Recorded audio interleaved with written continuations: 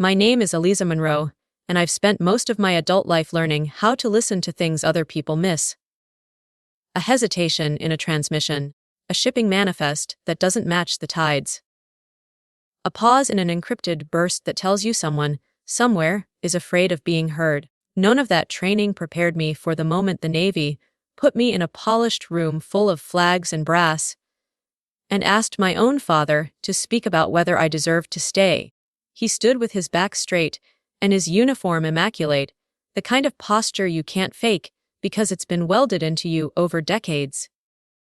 When he spoke, he didn't look at me, he looked above me, past me, into the idea of duty like it was something solid he could hold. She lacks command judgment, he said, voice level, controlled. She compromised mission integrity. She should not retain operational clearance. He delivered it like a fact, not an accusation. Like a man reading coordinates. Like a father who decided the truth was less important than the structure that kept him standing. I didn't flinch. I didn't move my hands. I stared ahead and tried to keep my breathing quiet, because I knew what a room like that does to someone who shows emotion. It records you. It files you. It turns your reaction into evidence. But inside, something kept hammering against my ribs. Does he remember the night I came back broken? Does he remember who pulled me into this life? Does he remember telling me, when I was barely old enough to shave, that I was built for the pressure? The silence stretched until it felt like it had weight. Then I stood. Not to make a scene. Not to win sympathy. Just because words had become useless in a system that could stamp them away. I unbuttoned my dress blues and drew the fabric aside. The scars were pale and raised, running across my ribs in uneven lines, the map of something that didn't happen in a training simulation. Bone that healed wrong. Tissue stitched fast in bad light, the kind of damage you carry when survival is decided by minutes and luck. No one gasped loudly. The room didn't have that kind of humanity, but the air changed. Heads tilted. Eyes focused. Even my father finally turned. For the first time in that entire process, he looked at me like he was seeing the cost instead of the paperwork. Those scars began on a night the reports later tried to rewrite. We were assigned to intercept a small patrol craft, drifting near a restricted lane, a low-profile boarding that should have ended with a quiet seizure and a clean debrief. The intelligence packet said minimal resistance. The signal analysis called it routine. The route was approved. The timeline was signed. What we weren't told was that the coordinates had been adjusted. Not by error, but by decision. We weren't told our early warnings had been flagged and dismissed.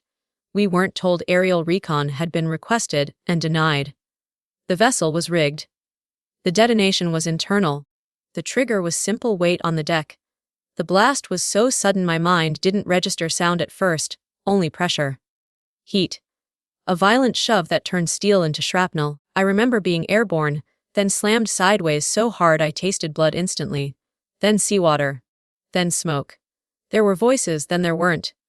Somewhere in the chaos, someone grabbed my collar and yanked me across a surface that burned my skin through fabric. I remember the sky, sliced into pieces by smoke. I remember trying to inhale and finding my lungs full of salt and soot. I remember thinking, very calmly, that I was going to die and that it would be inconvenient. They dropped me on the deck of a hospital ship, and the world became hands and light and exhaustion. A medic pinned my shoulder down while another stitched my side without anesthesia, because there wasn't enough to go around.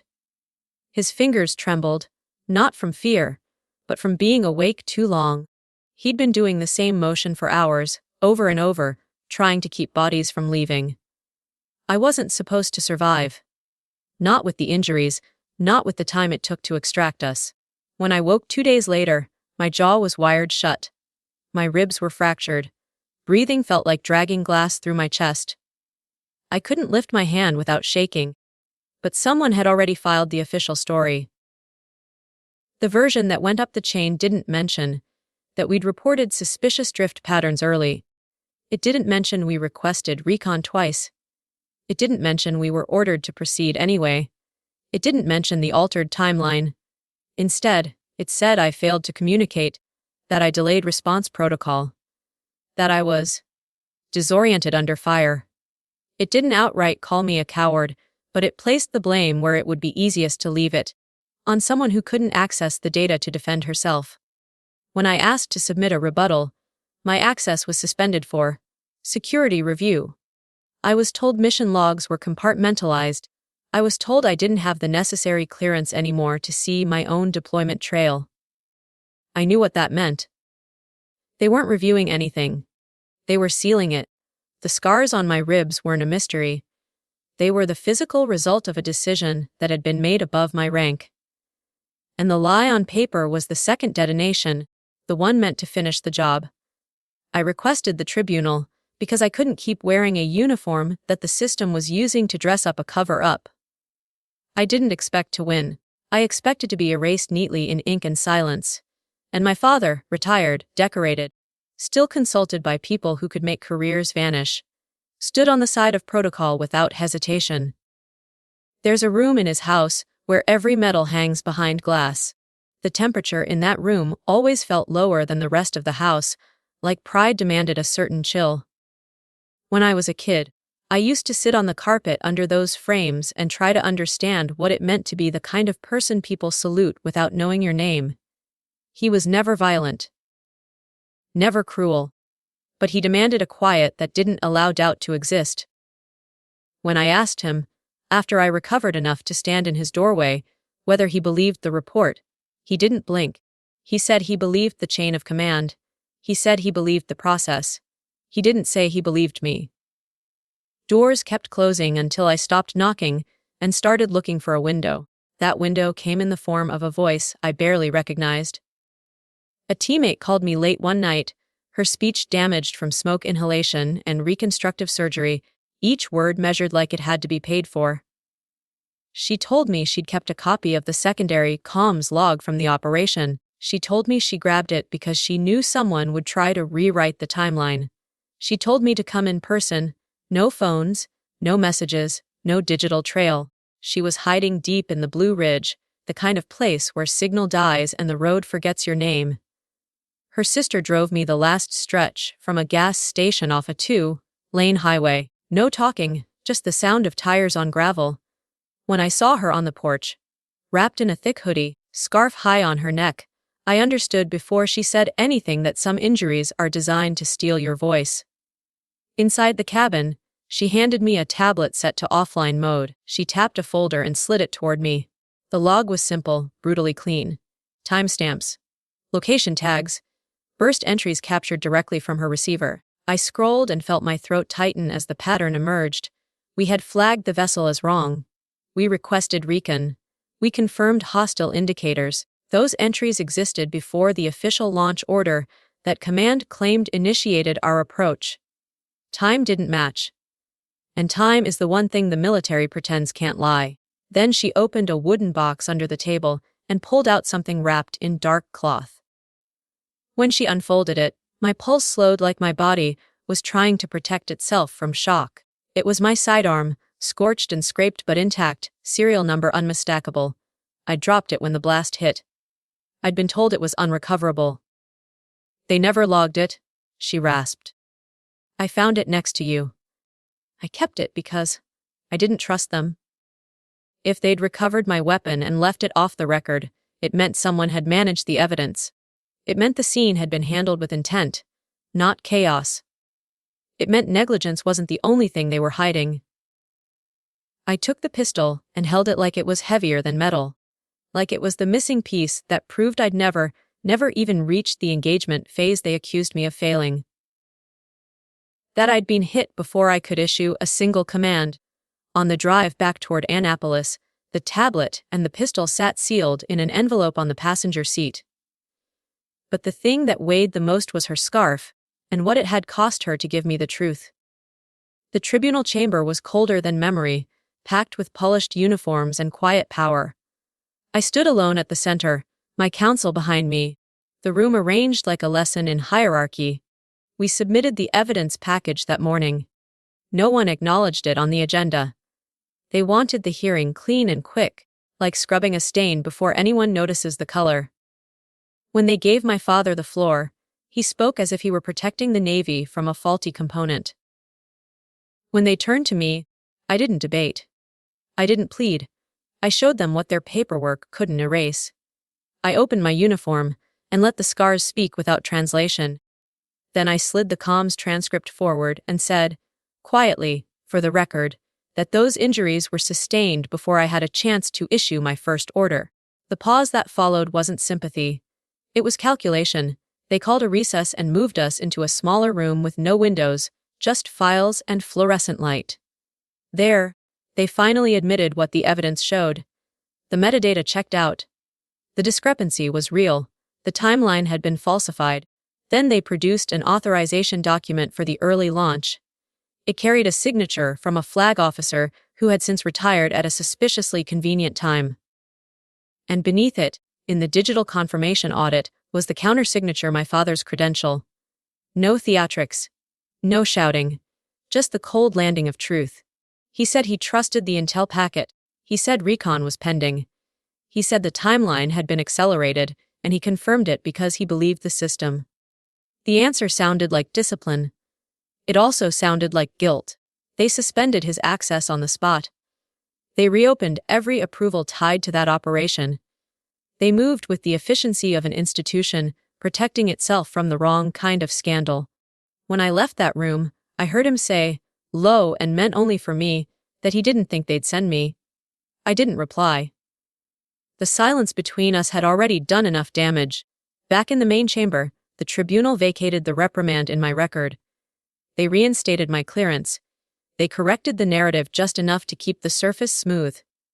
No apologies, no accountability spoken aloud, just an administrative unwinding of a lie. When I sat down, there was a small cloth bundle beside my folder. Inside were my father's insignia, removed from his uniform.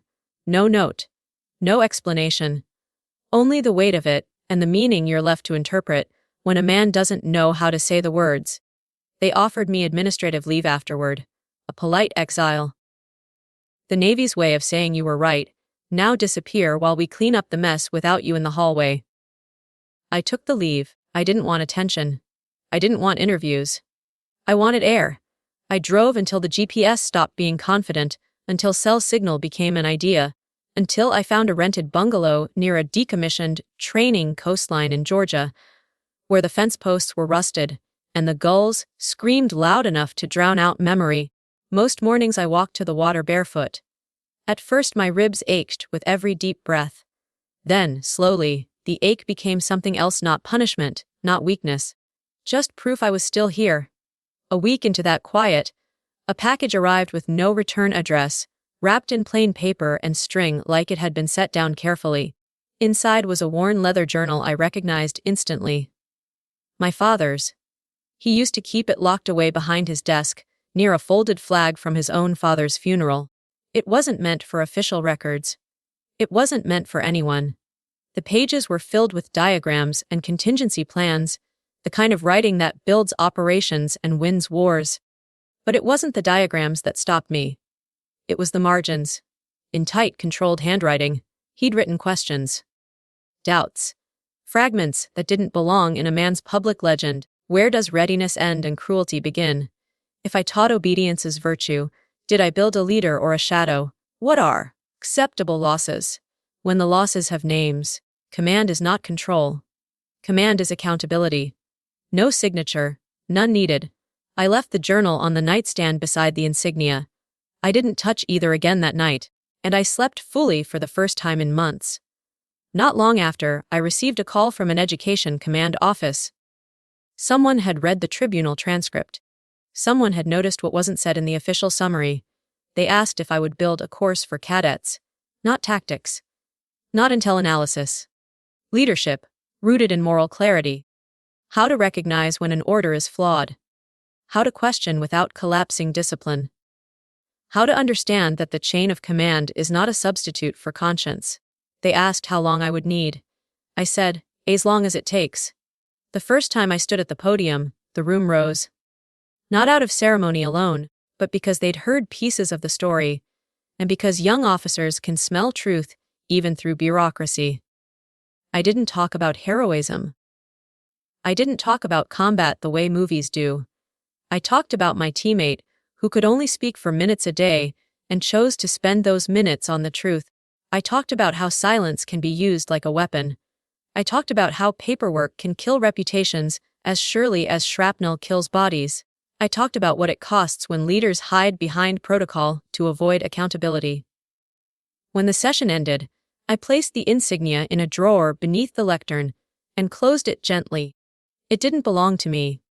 It also didn't belong on anyone's shoulder until it meant what it was supposed to mean. I didn't return to active duty operations. I could have, the clearance was there, the quiet nods in hallways returned, doors opened again. But the part of me that lived on precision and adrenaline had gone quiet. Not broken, finished. I stayed by the coast. I let the mornings be simple. I let my breathing become something I didn't have to fight for. My teammate visited once. Her voice was still rough, but her eyes were steady. We sat on the dock and watched the sky turn into dusk. After a long silence, she reached out and touched near my collarbone where the edge of a scar disappears under skin. "You carry it differently now," she whispered. She was right. The scar was still there, it always would be, but it no longer spoke the language they tried to force on it. Failure, hesitation, guilt. It had become a different kind of mark. Not proof of weakness, proof of choice. Later that year, I was invited to speak in Annapolis at an ethics forum. I almost refused. Then I realized I didn't want to avoid the place that tried to break me.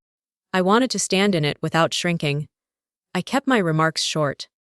There will come a day when the quiet in a room feels louder than any battlefield, when following orders stops feeling like duty and starts feeling like complicity.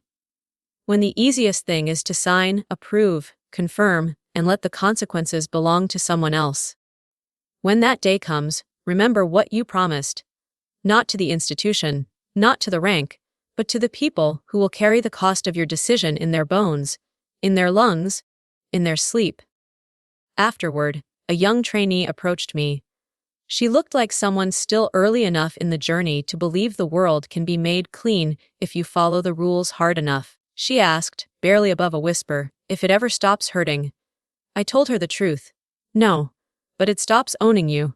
That night I stood back home on the dock, barefoot on the boards, and tilted my face toward the sky. The wind moved my hair. The scar tightened slightly when I inhaled, and I let it. Because I wasn't hiding it anymore.